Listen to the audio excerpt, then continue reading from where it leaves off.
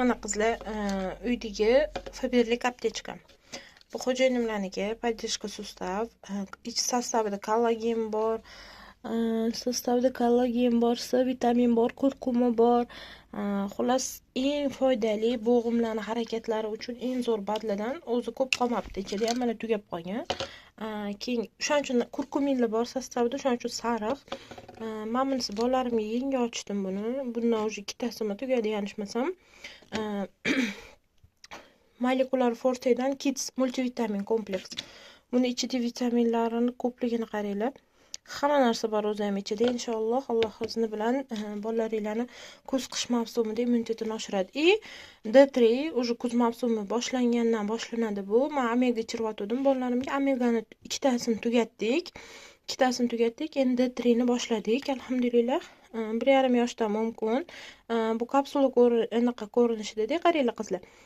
Ma'matarimda bitta aylantirsanglar uziladi dumi. Baliqchani dumchasi uziladi. Buni usti qobig'i bor.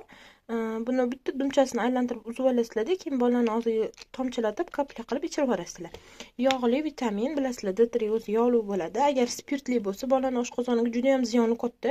Shuning uchun D3 ni olayotganinglarda yog' asosli D3 ni olishga harakat qilinglar. Faberlik badlari aynan shu ko'rinishda chiqariladi. 0+ bor, u kapla ko'rinishida, u ham yog' asosli. U boshqacharoq. Bu 1,5 yoshdan boshlab katta bolalarga bo'lgani uchun bu уже dozirovka qilib qo'yilgan. Keyin bu bizning uyda nima deydi, eng sevimli kremlardan, og'riq qoldiruvchi, ochilgan. Mana ko'ryapsizlar, ishlatamiz buni постоянно. Kecha oshxonada o'zimni choylarimni ko'rsatdim. Bu xo'jayinimlar uchun поддержка зрения, chunki kuni bilan kompyuterda o'tiradilar. Ochilgan. Bu удобный paketli, 21 ta paketik bor ichida. Ochilgan, ichyaptilar. Buni golubika, shipovnik, qorag'at, miyata, xullas mazasi ham rosa zo'r. Plus ko'zga A vitamini beradi. Golubikani bilasizlar, ko'z uchun foydasi juda ham ko'p. Shu vitaminlarni hammasini o'zida jamlagan.